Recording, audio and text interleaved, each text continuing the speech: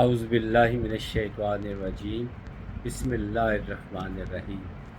سب دیکھنے اور سننے والوں کو میری طرف سے بادب السلام علیکم۔ میں نے ایک دو دفعہ ویڈیو میں ذکر کیا کہ استغفار کی بڑی فضیلت ہوتی ہے۔ استغفار کی بڑی فضیلت ہے۔ انسان ایسے ہو جاتا ہے، اگر توبہ قبول ہو جائے، سچی توبہ قبول ہو جائے، استغفار کرتا رہے تو اس طرح جیسے دھلا ہوا کپڑا نہیں ہوتا، اجلا کپڑا، اس طرح انسان کی شخصیت ہو جاتی ہے۔ ایک ہوتا ہے میلا کچیلا کپڑا، اور اس کے بعد اس کو دھو دیا جائے تو وہ صاف ستھرا نکھرا ہوا چمکدار سا بن جاتا ہے، جس کی مثال یوں دی جا سکتی ہے کہ ایک گلاس پانی کا لے لیں اور وہ اس میں کے اندر کوئی مٹی ڈال دیں یا غلاظت یا کوئی چیز گدلا کر دے پانی، اس میں تھوڑا سا صاف پانی ڈالیں تو گندے پانی کی جگہ صاف پانی لے لے گا، پھر اور صاف پانی ڈالیں اور پانی گدلا پانی صاف ہو جائے گا۔ اس طرح کرتے رہیں تو ایک وقت آئے گا کہ گلاس میں بالکل صاف ستھرا پانی جو ہے وہ رہ جائے گا۔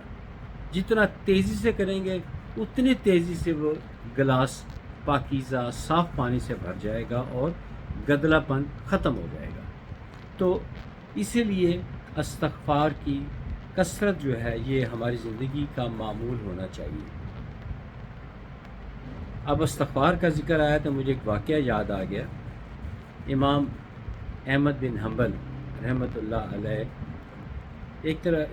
کس طرف جا رہے تھے تو رات کا وقت ہوا تو مسجد میں عشاء کی نماز ادا کی، تو نفلی عبادت کا ارادہ کر کے وہاں تشریف فرما تھے۔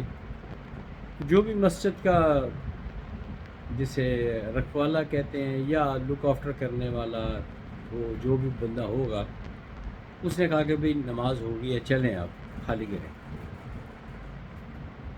تو امام احمد بن حنبل رحمۃ اللہ علیہ نے فرمایا، اے اللہ کے بندے، میں نے یہاں اللہ کا ذکر کرنا ہے، تہجد پڑھنے ہیں، تو مجھے رہنے دو، اللہ کا ذکر ہی کرنا۔ اس نے کہا نہیں، میں آپ کو جانتا ہی نہیں، میں نے پہلی دفعہ دیکھ رہا ہوں۔ یہاں تک اس نے الفاظ بول دے کہ خدا نخواستہ کوئی چیز ہی نہ چوری کر کے لے جاؤ، ذمہ داری میرے پہ آ جائے، یہاں تک آ گئی۔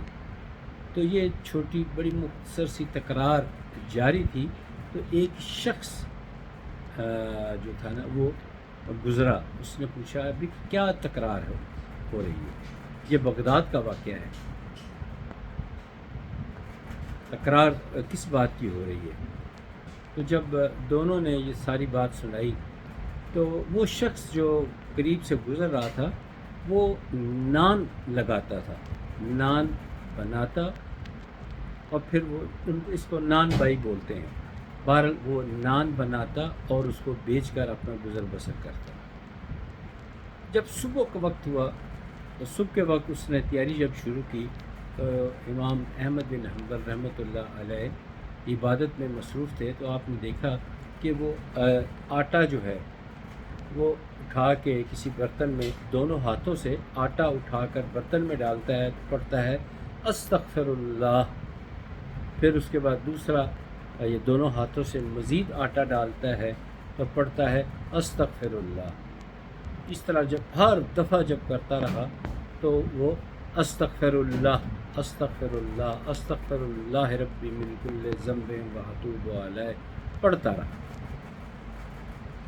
اور پھر جب آپ پانی ڈالا تب بھی اس نے استغفار، پھر اس کے بعد اس نے جب آٹے کو گوندنا شروع کیا تب استغفار، جب اس نے اس کے جسے بولتے ہیں کہ پیڑے بنانے شروع کیے تب استغفار، پھر جب وہ نان لگانے شروع کیے تب استغفار پڑھتا رہا، ہر قدم پہ وہ استغفار استغفار استغفار کرتا رہا۔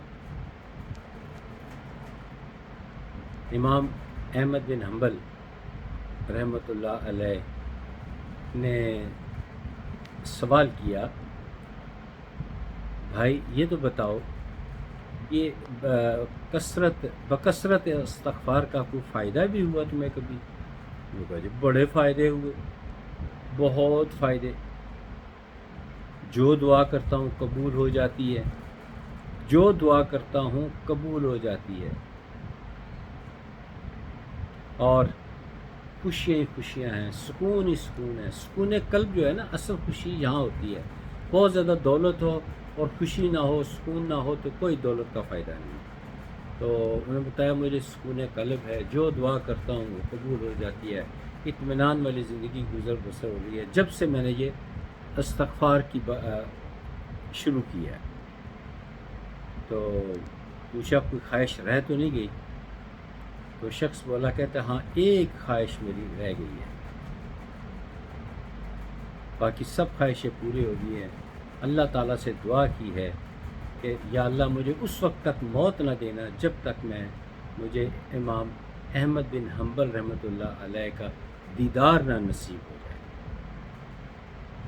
تو اس وقت امام احمد بن حنبل رحمۃ اللہ علیہ تھوڑی سی ٹیک لگا کر بیٹھے ہوئے تھے، ایسے ٹیک لگا کے بیٹھے ہوئے تھے۔ تو یہ سننے کے بعد سیدھے ہو کر بیٹھ گئے۔ پوچھا کیا تمہیں ان سے ملنے کا بہت شوق ہے؟ تو وہ شخص کہنے لگا مجھے بہت شوق ہے، بہت شوق ہے۔ میں نے تو اللہ تعالیٰ سے کہا ہے کہ یہ والی میری خواہش پوری کر دے، بے شک پھر مجھے بلا لے۔ تو کہتے تمہیں امام احمد بن حنبل کا کوئی خلیہ کوئی چیز پہچان دے؟ کہتے کچھ نہیں پتہ، مجھے اتنا صرف پتہ ہے کہ 3 بادشاہوں نے ان کو بڑی بکثرت بڑی بری طرح مارا ہے۔ قرآن پاک کو پکڑ کر کہتے تھے کہو کہ یہ نعوذ باللہ انسانی کلام ہے، تو وہ فرماتے تھے نہیں، یہ اللہ کا کلام ہے، قرآن جو ہے اللہ کا کلام ہے۔ یہاں اس واقعے میں یہ بھی تحریر ہے کہ امام بخاری رحمۃ اللہ علیہ اسپیشلی اس جگہ پر گئے جہاں پر کوڑوں کے ساتھ مارا گیا تھا۔ تو آپ نے فرمایا تھا کہ اگر وہ کوڑا کسی ہاتھی کو بھی لگ جاتا تو وہ مر جاتا، لیکن آپ اللہ اکبر کہتے رہے اور کوڑے سہتے رہے، بڑا تشدد ان پہ کیا گیا، اور طنز کرتے تھے کہ اے امام احمد بن حنبل رحمۃ اللہ علیہ، کوئی نہیں ہے تمہارا، اتنی تم تبلیغ کرتے ہو، کوئی تمہارا سفارشی نہیں ہے، کوئی تمہیں بچانے کے لیے نہیں آیا۔ تو آپ نے فرمایا تیری اور میری عظمت کا پتہ اس دن چلے گا جس دن ہمارا جنازہ اٹھے گا، اور وہی ہوا۔ جب اس بادشاہ کی جنازہ تیار ہوا، مر گیا وہ، تو اس کی میت چوک میں رکھی ہوئی تھی، کندھا دینے کے لیے کوئی شخص موجود نہیں تھا، اور ادھر امام احمد بن حنبل رحمۃ اللہ علیہ ان کا وصال ہوا۔ تو کم و بیش جو تاریخ میں لکھے ہوئے الفاظ ہیں، کم و بیش 25 لاکھ سے زائد لوگ جنازے پہ موجود تھے، 25 لاکھ لوگ موجود تھے۔ اتنی کثیر تعداد میں جنازے میں شرکت دیکھ کر 25,000 یہودی مسلمان ہو گئے۔ جب جنازہ ہو گیا تو ندا آئی، اللہ کی طرف سے ندا آئی کہ امام احمد بن حنبل کو تو بخش دیا ہے، جنہوں نے ان کا جنازہ پڑھا ہے ان کو بھی بخش دیا ہے۔ سبحان اللہ، سبحان اللہ، سبحان اللہ۔ اللہ تعالیٰ سے یہی فریاد کرتے ہیں یا اللہ ہمیں بھی باوقار موت عطا فرمانا، اس حالت میں کہ اللہ ہم سے راضی رہے، اللہ تعالیٰ ہم سے راضی رہے، خاص طور پر اس وقت جب وقت قریب آئے تو دیدار مصطفیٰ صلی اللہ علیہ وآلہ وسلم ہو جائے اور زبان پہ کلمہ جاری ہو جائے۔ اللہ تعالیٰ ہم سے راضی رہے، قبر بھی ہم سے راضی رہے، قبر میں بھی سکون رہے، قبر کی مٹی بھی خوش ہوئے، کہ نیک روح میری جگہ پہ میری مٹی میں آئی ہے، اور روز قیامت بھی اللہ تعالی ہم سے راضی رہے۔ آمین ثم آمین۔ آپ یہ چھوٹے چھوٹے پیارے پیارے واقعات اپنے بچوں کو ضرور سنایا کریں اور اپنے کمنٹس بھی دیا کریں۔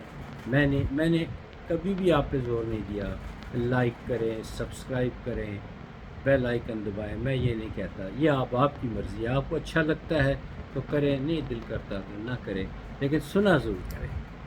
بہت شکریہ، اگلی ویڈیو تک اجازت دیجیے، خدا حافظ، السلام علیکم۔